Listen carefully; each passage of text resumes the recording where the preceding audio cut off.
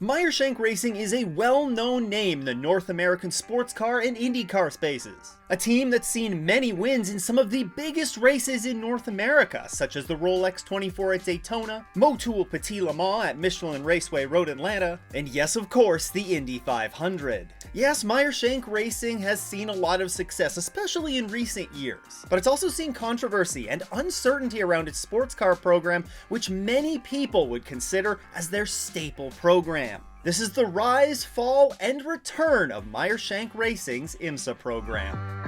Meyer Shank Racing is what I would call an established team in the North American racing scene. They're not quite on the Mount Rushmore of racing programs like Penske, Hendrick, Roush, Chip Ganassi, or Andretti are. Yes, I know that's 5, but you try naming the top 4 North American racing teams of all time, okay? But regardless, I would put Meyer Shank Racing firmly a tier below those. After all, they are a program that's been around for a long time and has seen plenty of success. It's also a program that's been highly respected in the sports car space, going back to 2004 when Michael Shank first entered the prototype class of the Grand Am Sports Car Series. As new programs often are, it was a bit of a slow start for the team. Their first couple of seasons in the Grand Am Sports Car Series would be fine, but nothing special as they picked up a few podiums and they actually got their first ever pole position at Laguna Seca in 2005. 2006 would see the team's first big breakthrough as they would pick up their first win at Miller Motorsports Park. The ups and downs would continue though, and the next few seasons were much like their first few. They would have some positives though, picking up a win in 2008 at New Jersey Motorsports Park, to go along with a handful of podiums in the seasons after that. The big breakthrough for the team that was then known as Michael Shank Racing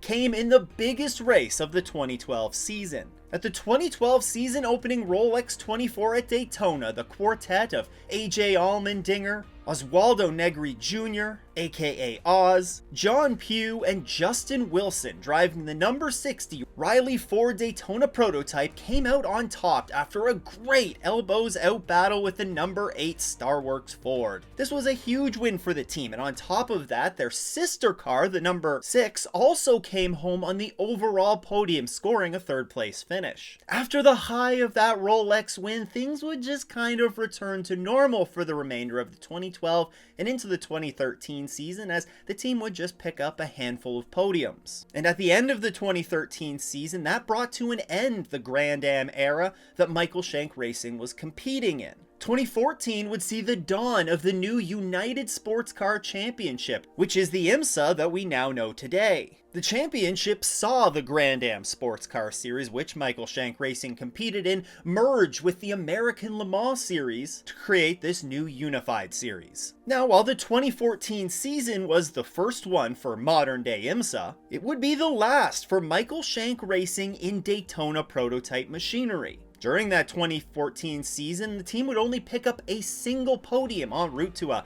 mediocre 6th place points finish. However, we would see the first critical turning point for this team. Prior to the 2015 season, Michael Shank Racing announced that they would be partnering with Honda to run a Ligier JSP2 entry with its Honda engine starting that season in IMSA's prototype class. See, at the time, IMSA's prototype class was actually a merger of the Grand Am's Daytona prototype class and the American Le Mans Series LMP2 cars, and both of them were eligible to compete in this prototype class. Michael Shank Racing saw the opportunity to work more closely with a manufacturer and stay in IMSA's top class, and they jumped at it. It was a massive step up for the program as it saw them partnering directly with Honda Performance Development. And they followed up this partnership with some solid performances in 2015. The team picked up 3 podiums across the 10 races, but what was more important is they laid the foundation for what would become their most successful season to date. They built on that foundation in 2016 as it saw them take 2 victories, the first at Laguna Seca, and cap off the season with a huge win at Petit Le Mans. Outside of North America, it would also see them make their first and to this date only appearance in the 24 Hours of Le Mans. However, the biggest win this year for them would come off the track, as they were selected to become the factory effort for the new Acura NSX GT3 that would be debuting in the GTD class of IMSA for the 2017 season. The program change meant that for the first time, the newly renamed Meyer Shank Racing would compete in Imsa's GTD class. Now, despite the move away from Imsa's top class, this was obviously a significant achievement for the program, as they gained factory status and support. The 2017 season saw the team run 2 full-time entries in Imsa for the first time in team history. And despite only 4 podiums between the 2 cars that they had entered, they still managed to pick up 2 victories in back-to-back races at Detroit and Watkins Glen. Which, considering the first season struggles that we've seen for GT3 cars recently, that's a pretty good result. They'd continue to build on this momentum in 2018, as they would have another 2-win season, including a 1-2 finish at Detroit. In addition to the wins, they were also on the podium 8 times between the 2 cars, as the number 86 car, driven by Catherine Legge and Alvaro Parente, went on to take 2nd place in the championship. The team was really moving in the right direction at this point, and as we look at the 2019 and 2020 seasons, this is where they would thrive. During those years, the team would pick up 3 more victories to go along with 12 podiums while winning the GTD championship in back-to-back years. Yes, after 15 seasons competing in the sport, Meyer Shank Racing were finally champions. In 2019, the full-season drivers Mario Farnbacher and Trent Hidman drove the car to victory, while in 2020, Farnbacher would go back-to-back with new co-driver Matt McMurray. 2018 to 2020 really proved that Meyer Shank Racing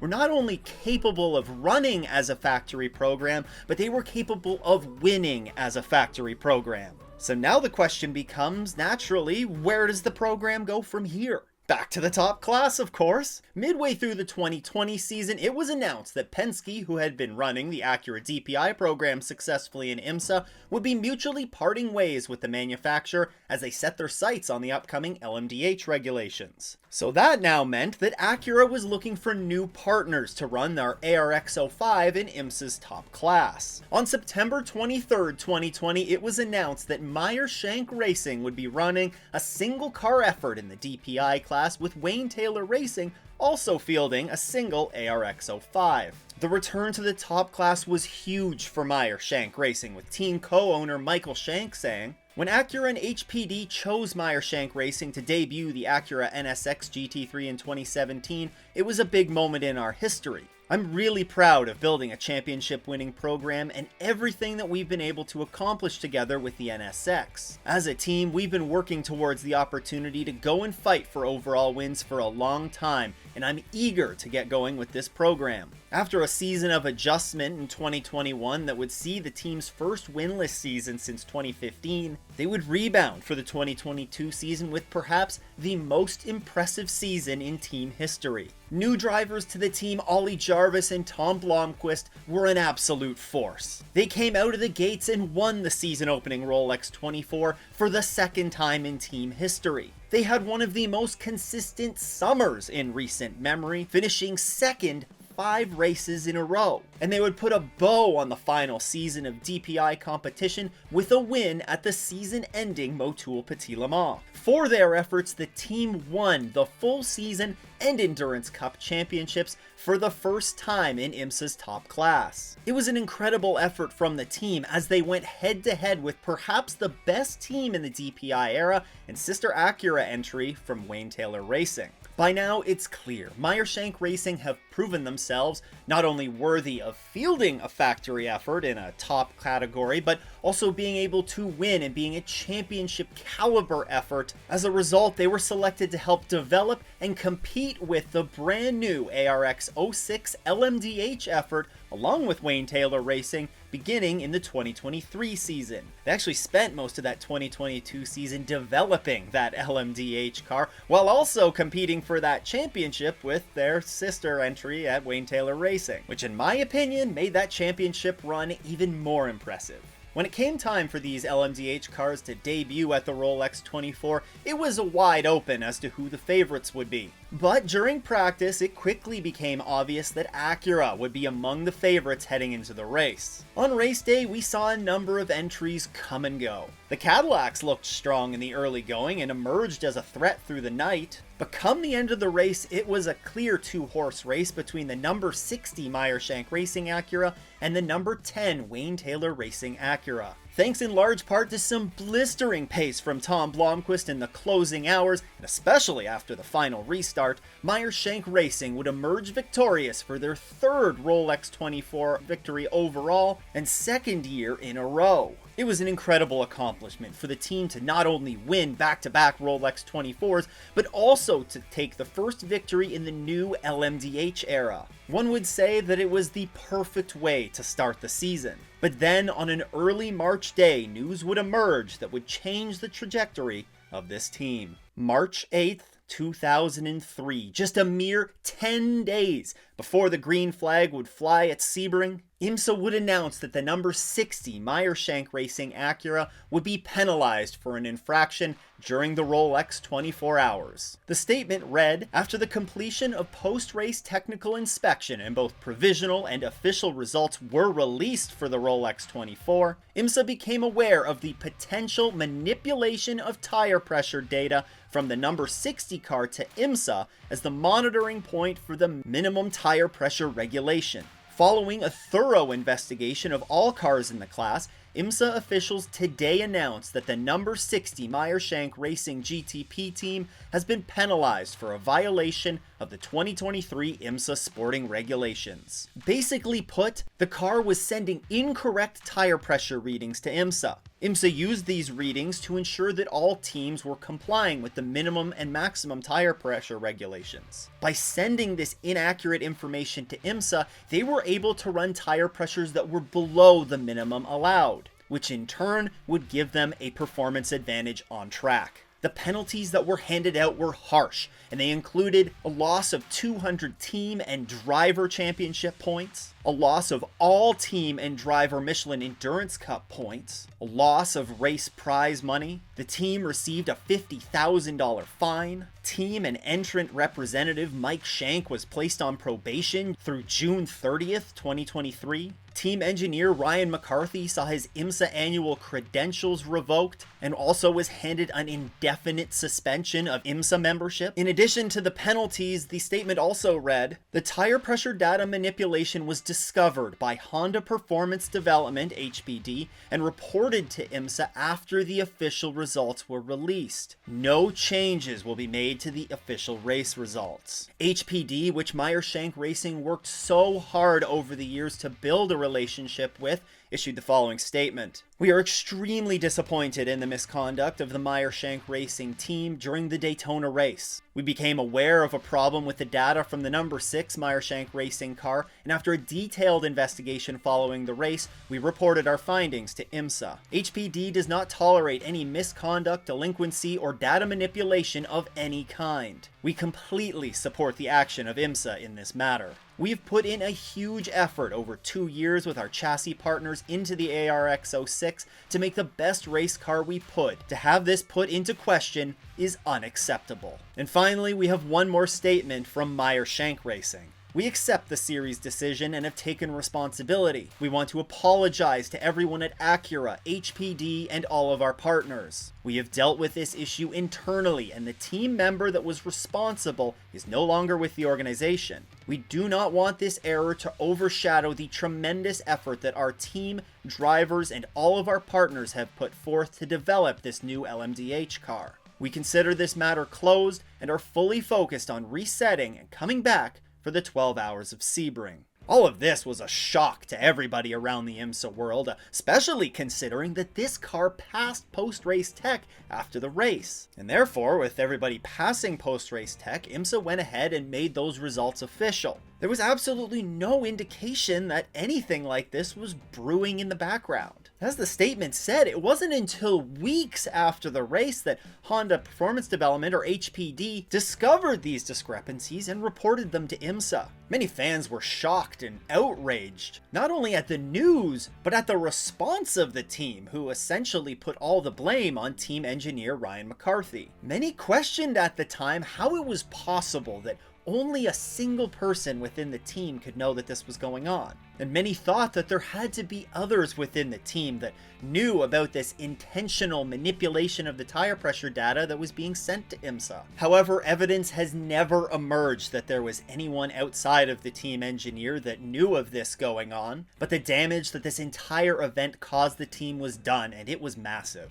A little over 2 months after this penalty was publicly announced, Acura confirmed that Wayne Taylor Racing would run 2 Acura ARX06 entries beginning the following season in 2024, and the announcement made no mention of a future with Meyer Shank Racing. The 2023 season would roll on, and Meyer Shank Racing finished strong. They picked up 2 more wins, and despite that huge 200-point penalty, they would finish 3rd in the championship, just 22 points behind the victorious number 31 Cadillac. As the season came to a close, what had been unthinkable just a handful of months before became a reality. Meyer Shank Racing were without an entry to field in the 2024 Imsa season. For a team that's had so much of its history tied up in Imsa sports car racing, this was a huge blow. They had proven year after year to be an organization that was capable of not only competing for race wins, but competing for championships. And despite the events that had just taken place earlier in the year, I don't think there's anyone that wanted to see them out of the sport. The 2024 season would be the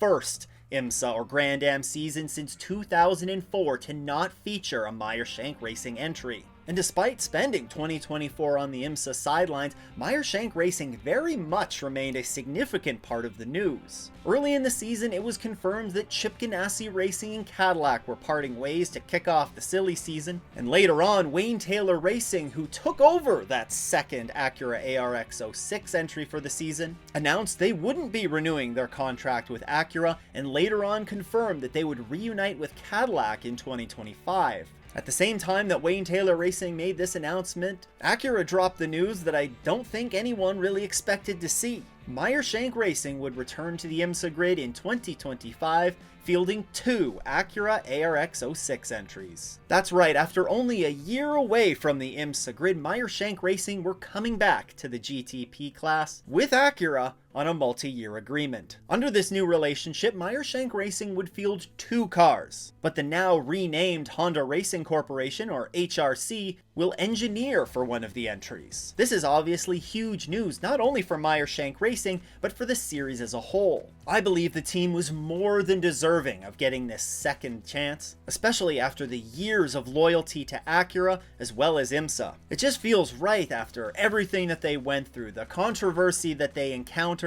that they get to come back once again and show how resilient that organization is. Later on, the 2025 announcements would be confirmed, and let me tell you, with these lineups, Meyer Shank Racing looks poised to pick up right where they left off with their ARX06. The number 60 will see full season drivers Tom Blomqvist and Colin Braun return to the car, along with Scott Dixon and Felix Rosenquist, while the number 93 entry, which is the one that will be engineered by Acura, will see Renger van de Zande, Nick Yaloli, Alex Palou, and Kaku Ota behind the wheel. Certainly a couple of very strong lineups, and unsurprisingly, they've had a strong return to the Imsa grid. In this year's Rolex 24, the Meyer Shank Racing Acura has led 58 laps, and the number 60 car was making a mad charge for the win in the final laps, just to come up 1.3 seconds short of the win. I've said it before and I'll say it again, if Meyer Shank Racing had had maybe 3 more laps left in this race, I think they could have taken the win. Instead though, they settled for a very strong second place finish in their return. Now after that strong run at the Rolex 24, they backed that up with another great run at the 12 Hours of Sebring.